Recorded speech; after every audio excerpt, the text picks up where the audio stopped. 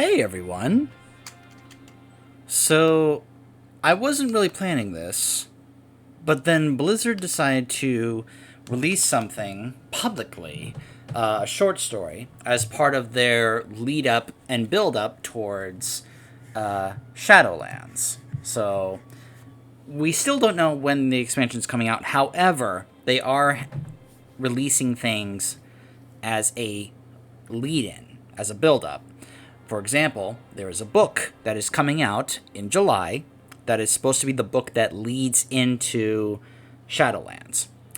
And it is being written by Madeline Roux. You can see on the screen. I hope I have that right. But today they released a short story called A Moment in Verse. Obviously, full credit, all the rights and credits and all that stuff to Blizzard and Madeline Roux. This is just something I thought would be kind of helpful and probably a little, insightful and fun for perhaps those who do not take the time to check out the external material stuff for the lore, such as the short stories or the books. I read this earlier today and I thought it was really cute because it touched upon something I actually did not fully realize until I thought back on it and realized it was right there in front of us, and we just kind of didn't notice it. By the way, I'm actually playing some of the music from WoW in the background off my phone here into the microphone, just kind of to help with the mood, the setting and the mood of what we're about to read, because it's taking place in Suramar, and I have the track Suramar being played right now from the Legion soundtrack. The short story here, as you can see, is called A Moment in Verse, and it involves Lorthamar as well as Thalyssra. So, I'm sure for Alliance players, this is probably not going to be that relevant. I would hope that maybe when they read about this, they get a little bit more insight as to what was happening on the Horde side of things during BFA. At least between these two, especially when we went to Nazjatar, because when you go through Nazjatar on Horde, you are mainly alongside both Lorthamar and Thalyssra. And it's pretty clear that throughout BFA, those two spent quite a bit of time together. And this short story expands on that, continues on that. So, I thought it would be kind of fun for us to kind of read it, especially for those who perhaps don't check on these things or are not aware. I hope my, I guess you could say the voice I could probably use if I was to read an audiobook, for example. I don't intend to start, recording audiobooks or anything in the future, but I thought it'd be kind of cool. It's only 4 pages long here on the site. There is a PDF that you can be able to download. It's apparently 15 pages long. I find the font for this site to be a little bit more nicer to read than the PDF does, so that's why I decided to just read it directly off of here.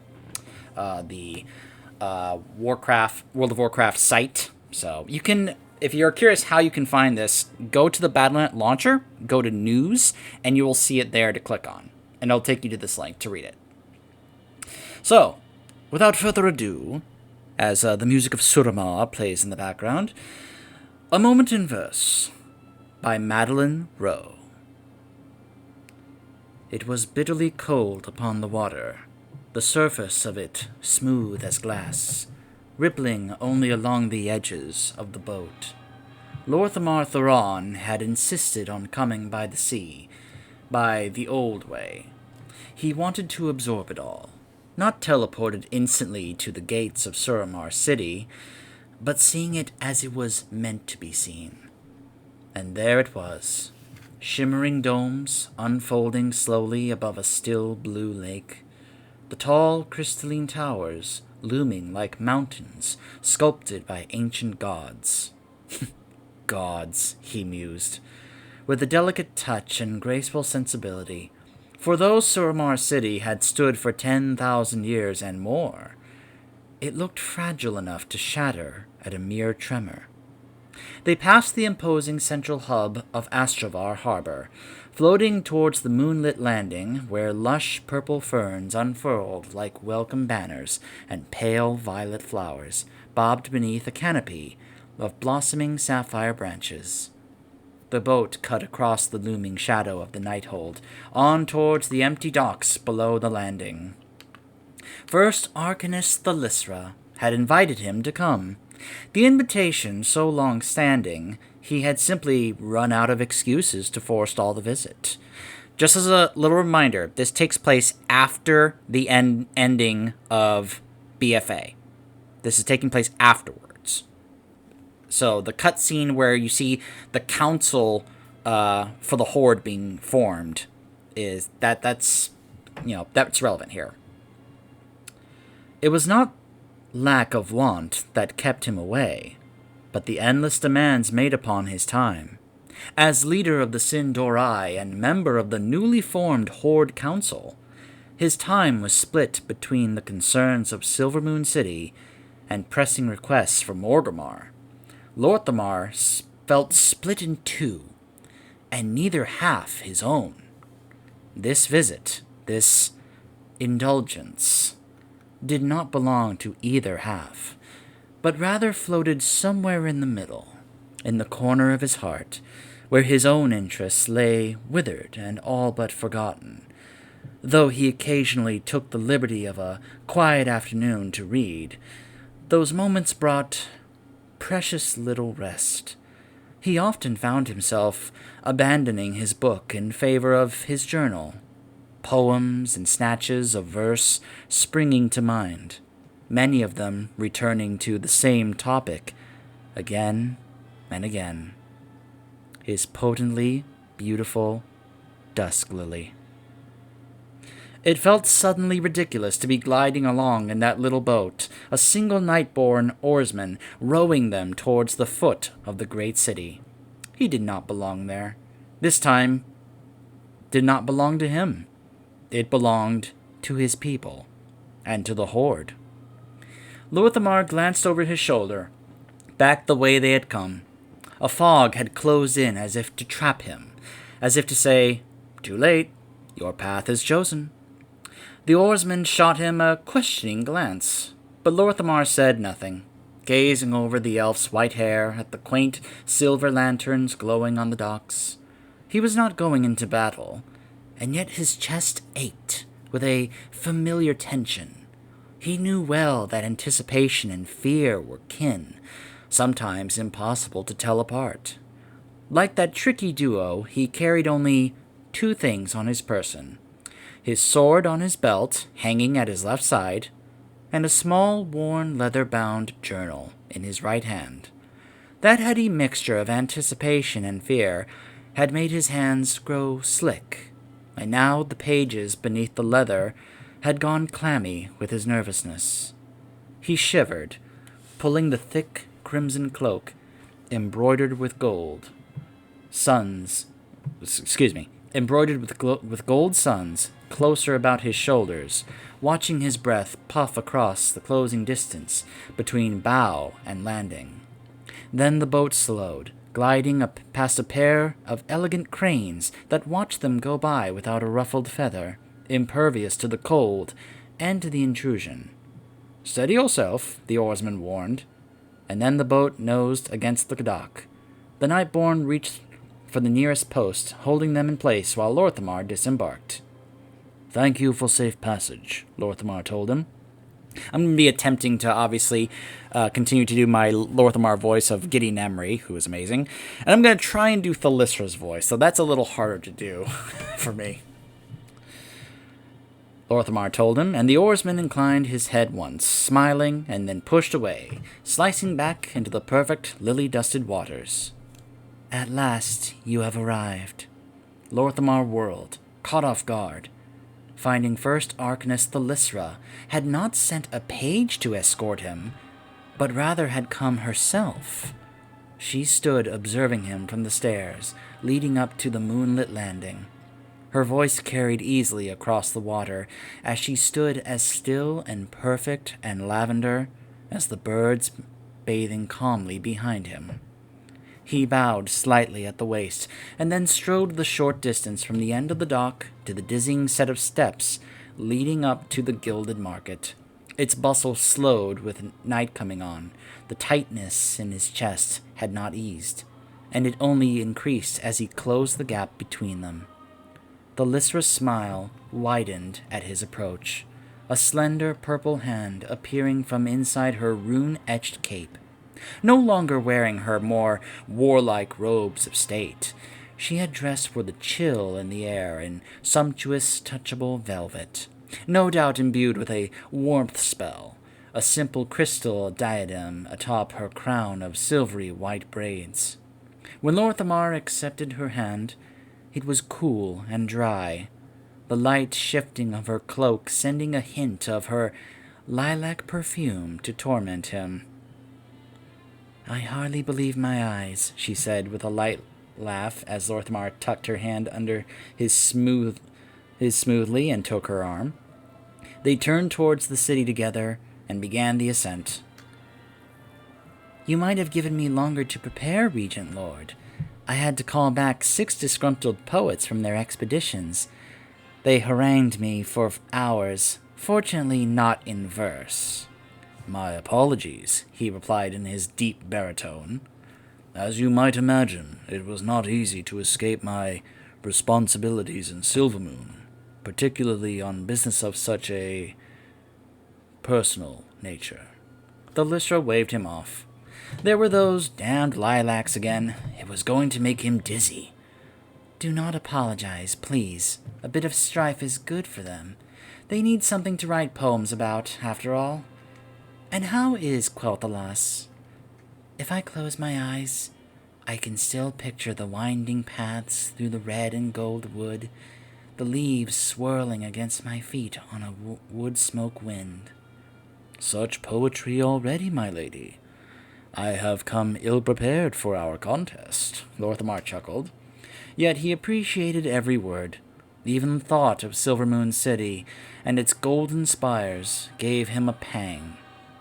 "My absence will be felt and resented, I am sure, but when I left there were no fires in urgent need of extinguishing." That wasn't exactly true. Both Haldurin and Brightwing and Ramoth had taken an unusual interest in his journey to Suramar. The words, "Go, you love-addled buffoon, or I'll strangle you myself," might even have left Ramoth's lips before Lorthamar departed. They took the stairs, one by one, the lowland chill of the harbor dropping away slightly as they climbed. Pearlescent railings outlined the path to the city proper, where well-armed and armored Nightborn patrolled the empty markets. "Resent? Nonsense," the Lystra nudged him, and Lorthamar clung to his journal more tightly. "You are staying but 2 days. A rare luxury for me. The demands from Orgrimmar alone are—" "Lorthamar." She squeezed his forearm through his cloak, and perhaps felt the tension that gripped him from head to foot. "This is not how I mean to go on." The Nightborn stopped and stepped back, facing him. Her diamond-bright eyes glittered in the early evening gloom, even more resting in the dark. Lorthamar struggled to meet her gaze, wary that a lecture might be coming on. But she held his hand gently and did not look him away. "Let your worries drop away, if only for these 2 days. This is but a moment out of time. The sorrows and concerns that fill your head, let them be stones and drop them in the water.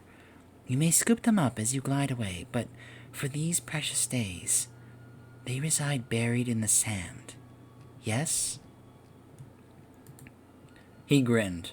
Even just the words spoken in her low and soothing voice were a spell that briefly banished the worry circling in his head.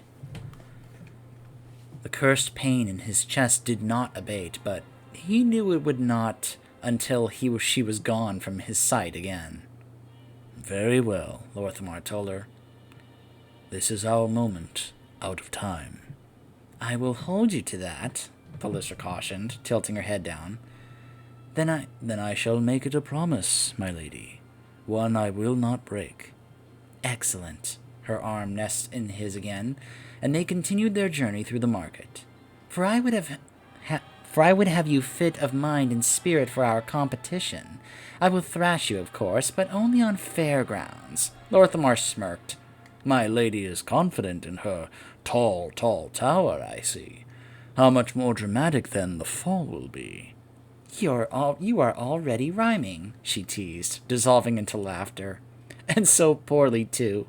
This will be triflingly easy, Regent Lord. A pity that you came so far to be trounced without real effort.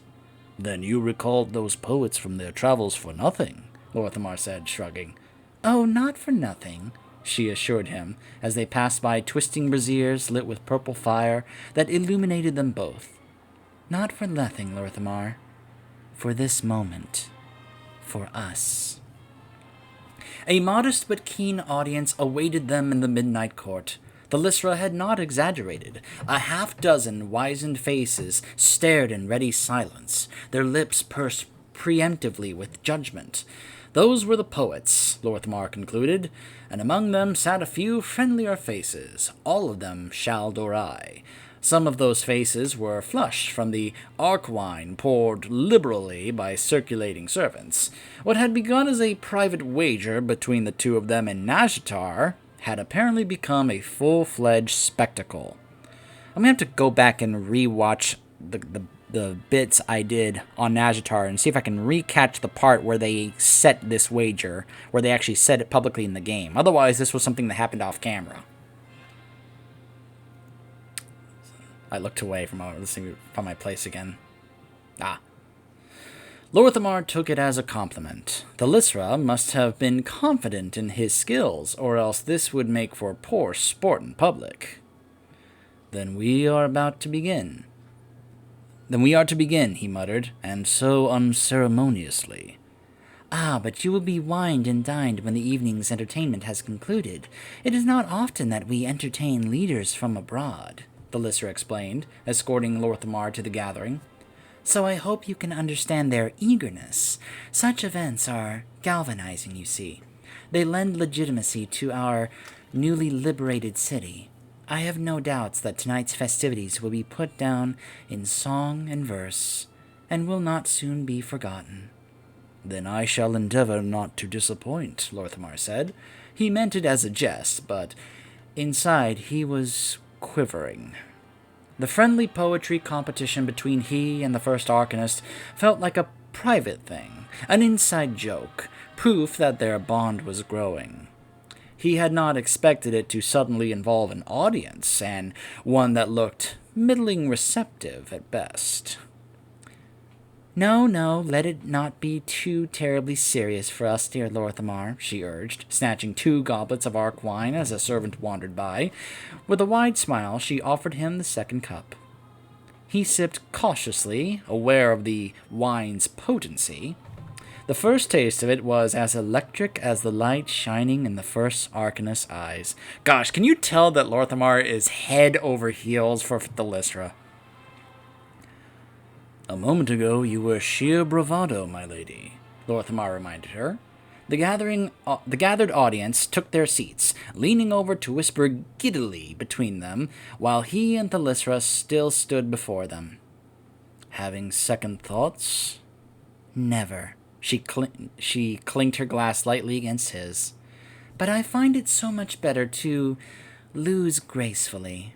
I look forward indeed to observing how you handle it.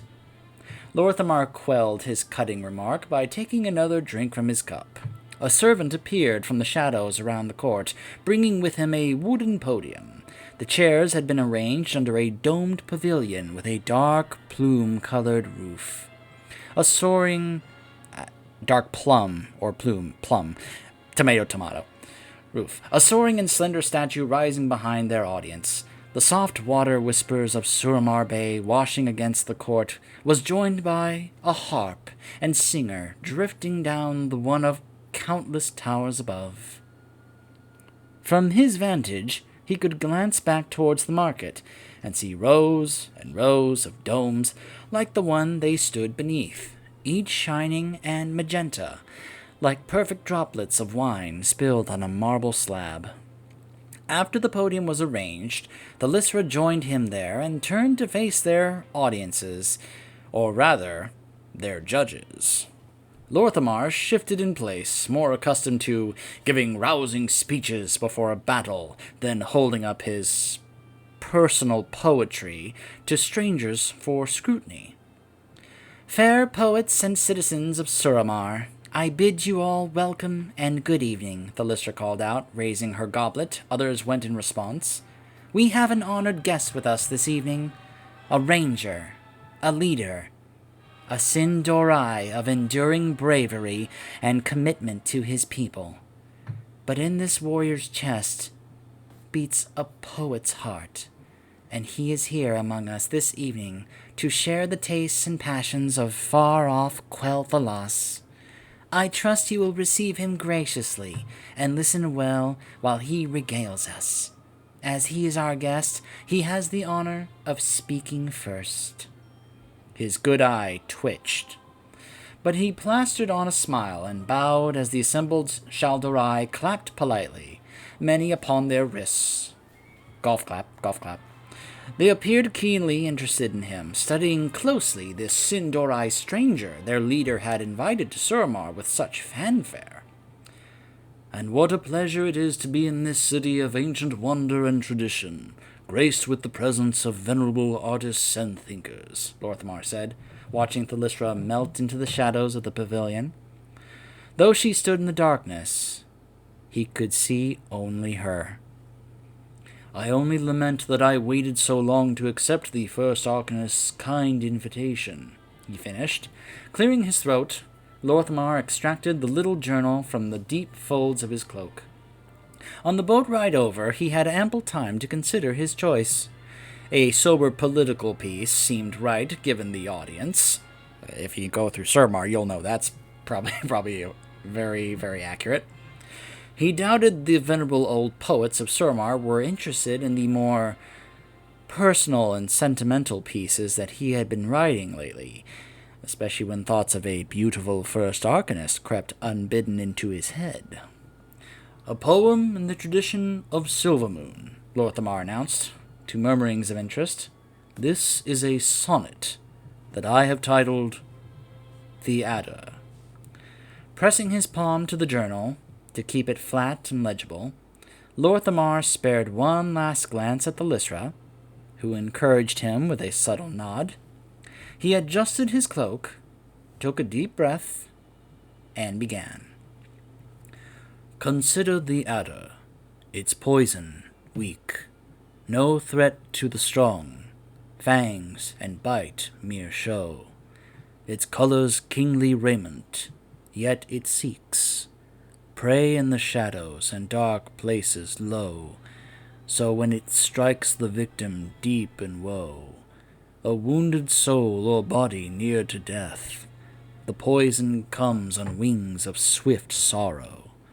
Behold now the coy adder's truest theft, of the small and tired, the young, the bereft. A moment's weakness, the end of the bold, the impossible arrow, unkindly deft, and fletched like the snake, in crimson and gold. So beware the humble little adder, lest it bite you when it cruelly matters. Thank you, Lorthamar said in closing to the building. Applause of the poets and nobles seated before him. Thalysra emerged from the shadowy portico, tapping her fingers on her wrist to show her appreciation. It was a subdued response, but Lorthamar was not in the habit of sharing his poems publicly, and he would take their politeness over stunned, disgusted silence.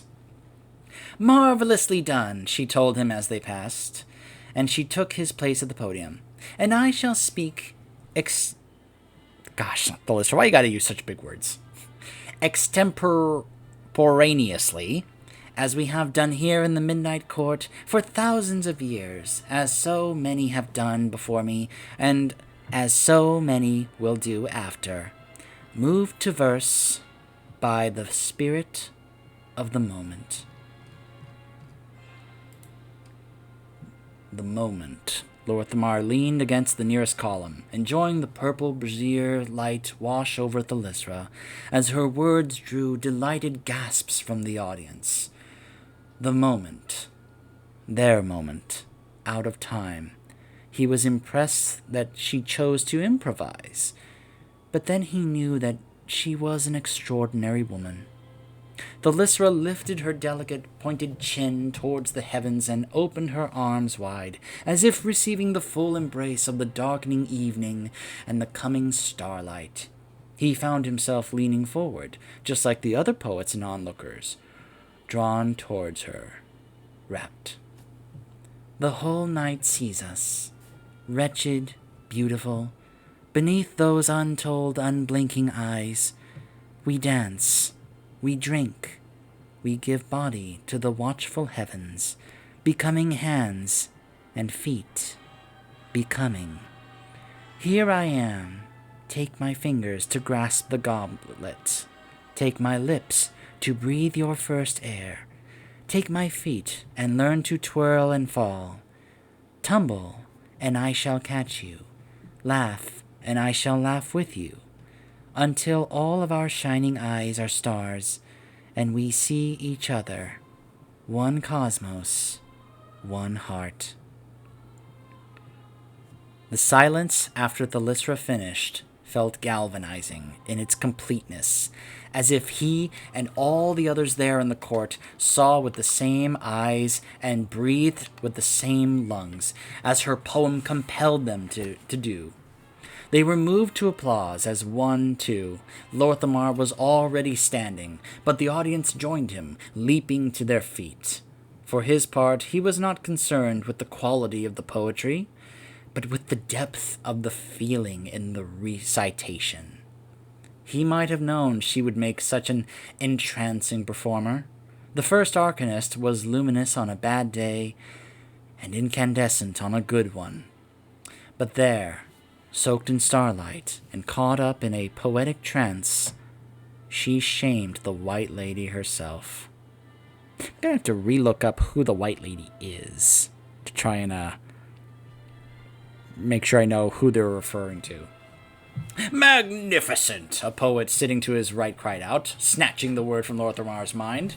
The poet's silver hair fell in a perfect sheet down his back, and he wore a large glittering amethyst around his neck. His robes rustled softly as he joined First Arcanist Thalysra at the podium, giving her a deep bow with open arms. "You are all so kind," she murmured, touching the fingertips of her right hand to her throat. "My assistant Glandrin took down every word." The poet gestured for that assistant to come forward, and a younger Nightborn boy meekly scuttled towards the podium. "Ah, there is Glandrin. I did not want to miss a single intonation. First Arcanist, I have so many questions about your piece, as I am sure we all do. More wine must be fetched, of course, but then we may begin our discussion." Lorthamar stifled a groan. "I think not," Thalysra said gently, laying her hand on the poet's forearm. "Why not break for a light meal first, Rudin? Our guest must be famished. You may ask him as many questions as you like once he is fed and more at ease." Of course." Rudin bowed again, snagging Glandrin by the sleeve and tugging him away, back towards the row of chairs. "We are at your command, First Arcanist."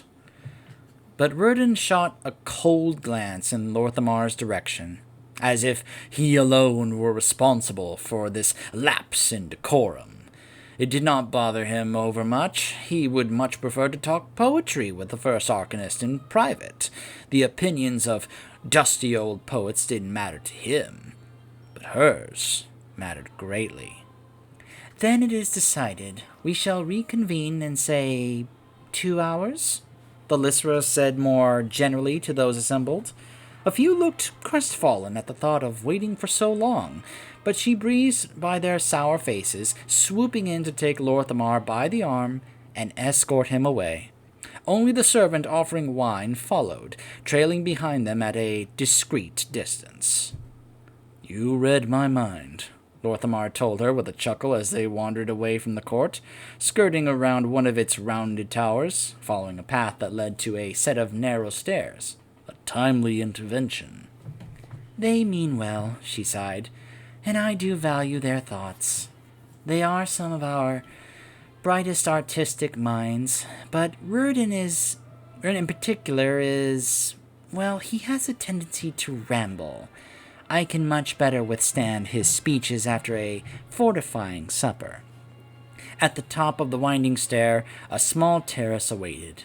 They were found There they found a round table with 2 chairs, as well as a light course of poached night pears and pickled sandpiper eggs to whet the appetite. I wonder if that's actually something you can cook in the game. Quick, someone bring out the World of Warcraft cooking book and see if that's a recipe. If not, it needs to be. The servant hovered, waiting until Lorthamar had helped the first Arcanist to her chair, before dutifully filling their cups and disappearing back down the stairs. For a moment, Lorthamar simply sat quietly, drinking in the view of the harbor, listening to the idle harp player above take up their song again. When he closed his eyes, he felt warm and at peace, a sensation that shocked his eyes back open. He had almost lost the prickle of anxious tension, always locking his back into place. But no, there it was, as familiar as a rude old friend. "Is something the matter, Lorthamar?" she asked, watching him, her eyes sparkling above the rim of her cup. "Just remembering your orders, First Arcanist," Lorthamar said. "Reality intruded for an instant, but I will banish it." The Lysra gave a pretty laugh. "See that you do. And see that you dispense with this unnecessary formality, Lorthamar. You must call me Thalysra.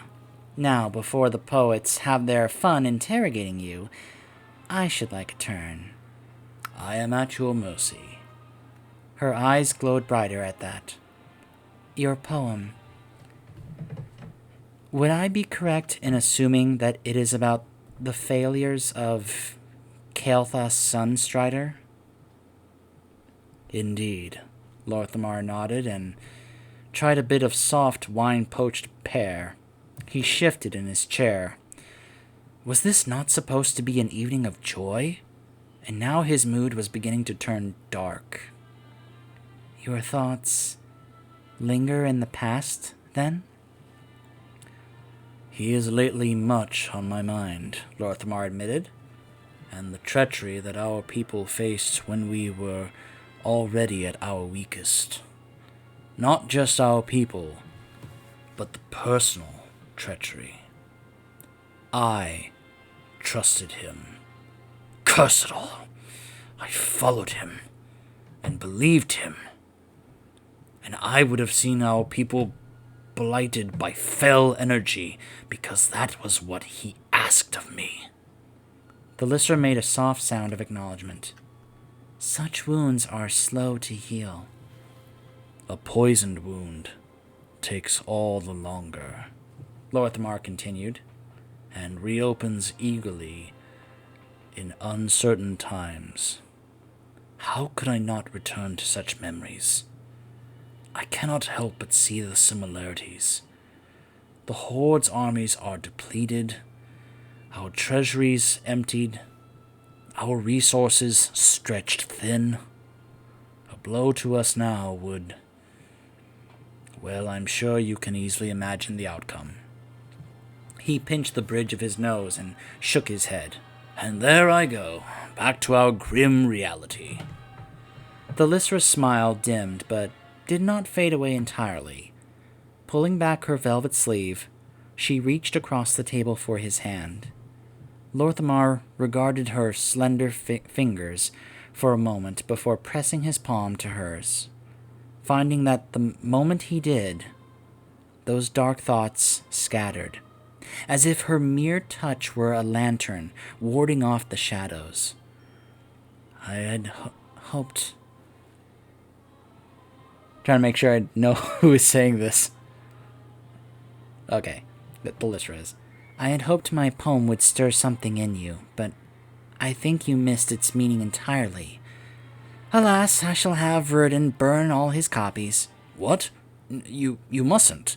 Not because of any failure of mine." "You did not fail," she said, quickly squeezing his hand. "Please do not look so downcast." Lorthamar frowned, puzzled. "No, of course. I am fine.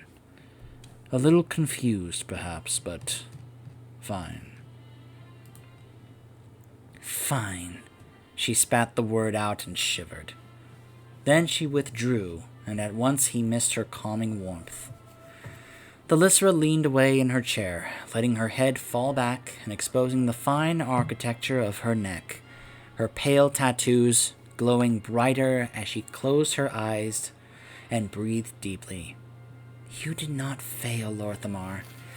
I spoke what was in my heart before you all tonight to show you the vanishing precious joy we can have. War has come. War will come again. There are uncertain times, yes, but I am old enough to have watched my people rise and fall and rise once more, and I myself have withered like the winter tree before blossoming anew. In all that time in chaos, I knew sorrow and elation, but I was never fine. I submerged myself completely in the pain and in the pleasure. He took a sip of wine, but it did not numb him the way he expected it. It was as the Lysra desired. Her words stirred something in him. It is a paltry word, I suppose. Fine. Not a word for poetry. Or for life, she finished for him. She leaned towards him again and nodded, grinning. Dear Lorthamar, I have watched you wear the heavy mantle of your people and sink beneath it. It almost pushed into the ground. Those failures of your prince are not yours, and you must not feel them as if they were your own. Lorthamar stared at her, chilled as if naked. Beneath the walls of Silvermoon, he felt at home and safe, but also unseen, as if the city could swallow him up and make him invisible to the ghouls that haunted his dreams and his waking hours. But here, he found no such walls to protect him, to hide him. It is no simple thing to shake off the betrayals my people and I have known, that I have known. It will take time, a long, long time. The Lysra's brows rose slowly up to her forehead. How long? One cannot rush healing or forgiveness. When she reached for his hand again, he almost didn't take hers. But that would be petty, and he did long for her touch again. Lorthamar closed his eyes as their fingers intertwined. More talk of wounds. Are you healing? She asked softly. Or daily cutting open those poison wounds because they are familiar, not comfortable, but yours. Lorthamar flinched. Her thumb soothed across the top of his hand, rubbing over and over again, as if trying to make an indent on a wishing stone. He remembered the moment of his prince's betrayal well. In less than a blink, he saw again the undead marching on his folk, heard the vicious gossip of those who had always doubted Kael'thas, and who had mocked Lorthamar's loyalty. Almost nightly, horrid visions of the Sunwell being polluted by the void after he allowed Illyria Windrunner near it tormented him. But he knew the woman holding his hand had endured as much as he had, perhaps more. Yet still a smile leapt readily to her face, and here she sat, counseling him towards something he doubted even desired. Those wounds are familiar, yes, and mine, Lorthamar admitted. I have so little that is my own now. Remove them from me, and what do I possess?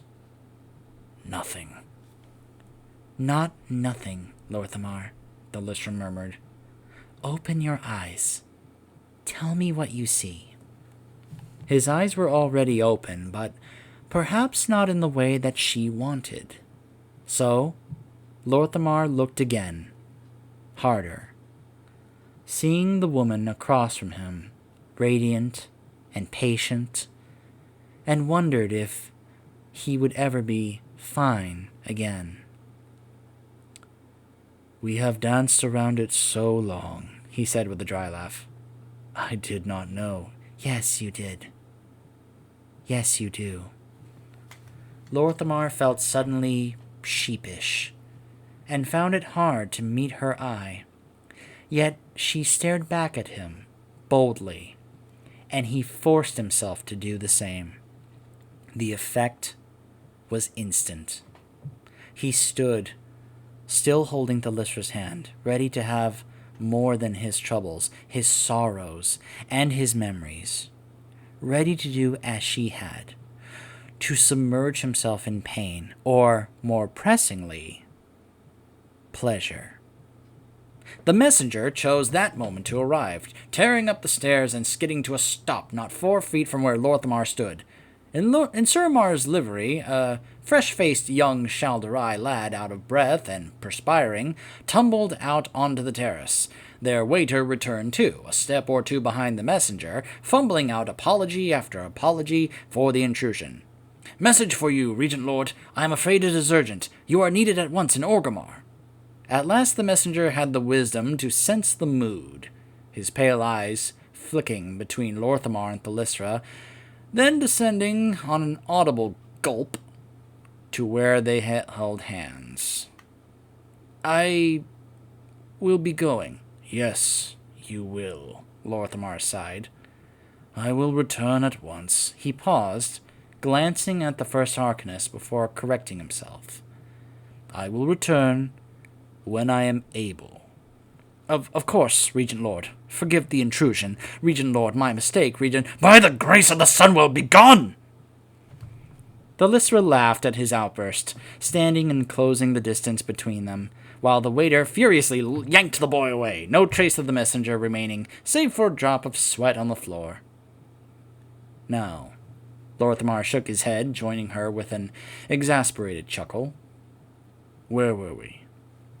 "I will not keep you long," she said, tucking herself into the warm crook of his left arm. Her free hand came to rest on his chest, and Lorthamar felt his heart rise to meet it.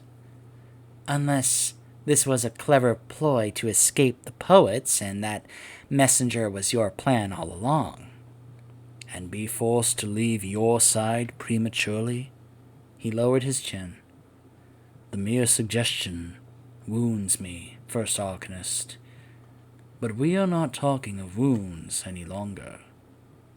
"What were we speaking of?" she urged, so close that her warm breath bloomed across his chin. Lorthamar took a deep breath, steadying himself. "Of knowing." "Indeed," she whispered. The silken white plumes of her eyelashes dipped, and then she glanced up at him, and her gaze met his, and Lorthamar wondered how he had so long denied himself this chance. For once, she seemed at a loss for words. No more teasing or provoking, no more prattling, and Lorthamar seized the silence. He thought of her poem, the words lingering in his mind, even if she did not want them to last but a moment. "Here I am. Take my fingers to grasp the goblet. Take my lips to breathe your first air. Take my lips." Lorthamar intended to, realizing that the poem might have been meant solely for him, a call to action that he would gladly answer. His lips did not have far to travel, but even that small distance left him breathless with wanting. 100 doubts descended to taunt him, but Lorthamar shrugged them off. There could be pain and rejection and difficulty that followed. But in that moment, their moment, she wanted him, and that was enough to sustain him. Lorthamar did not resist the urge to be closer to her. He did not resist anything that came next. Not the slight hitch of anticipation in her breath, or the brief quarrel of who would bend their head which way. His lips met hers, where wine and poetry lingered, and he felt without hesitation that he belonged there. The Lysra's fingers touched his chin, holding him, and the whole of Suramar went still and silent for them, for their moment. He did not let go. The world outside their kiss could wait. The end. And that was A Moment in Verse by Madeline Roux, who is having a book coming out in July. I believe it is July 14th. I forget the title of the book, but, in fact, hold on a second. Since we're here at the website, we may as well double check, if we can. Shadowlands. See if it advertises the book here on the Shadowlands site. I kind of hope it does.